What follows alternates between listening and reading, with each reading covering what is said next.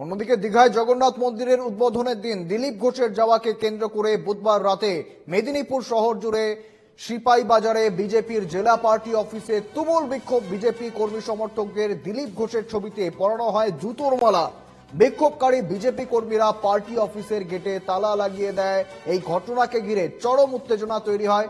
দিলীপ ঘোষকে দল থেকে বহিষ্কার করারও দাবি ওঠে।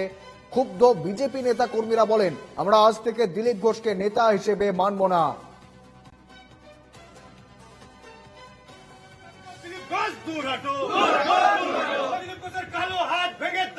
আজকে দিলীপ ঘোষ মমতা বন্দ্যোপাধ্যায় সেটা হয়ে রাজনীতি করছে।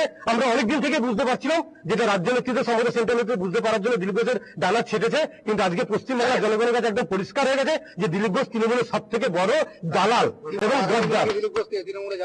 দিলীপ ঘোষ যদি আগামী দিনে ভারতীয় জনতা পার্টিতে থাকে, বহু কার্যকর্তা বসে যাবে। কিন্তু পশ্চিম মেদিনীপুর যারা পুরাতন বিজেপি কার্যকর্তা, দিলীপ ঘোষকে আজকে আমরা দুটো মালা পড়েছি। দিলীপ ঘোষ গাদ্দার হিসেবে আমরা স্লোগানে তুলেছি, দিলীপ ঘোষকে আমরা আর মানবো না।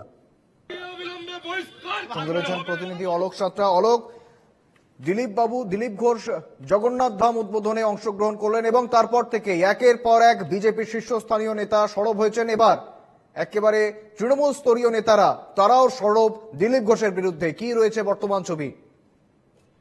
দেখো, তুমি জানো গতকাল রাতে গতকাল যে দীঘায় জগন্নাথ মন্দিরের উদ্বোধন হয়েছিল বিজেপি নেতা দিলীপ ঘোষের যাওয়াকে কেন্দ্র করে, ওই দিন রাতে মেদিনীপুর শহরে মেদিনীপুর শহরের সিপাই বাজার বিজেপি জেলা পার্টি অফিসের তুমুল বিক্ষোভ বিজেপি কর্মী সমর্থকদের পড়ানো হয় দিলীপ ঘোষের ছবিতে জুতোর মালা।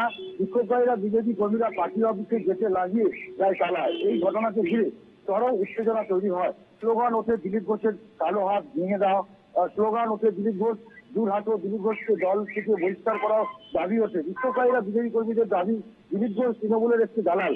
আর দীঘার জগন্নাথ মন্দিরে যাওয়া সেটা প্রমাণিত হলো 2021 সাল থেকেই তলে তলে তৃণমূল সাথে সাথে রয়েছে দিলীপ ঘোষের।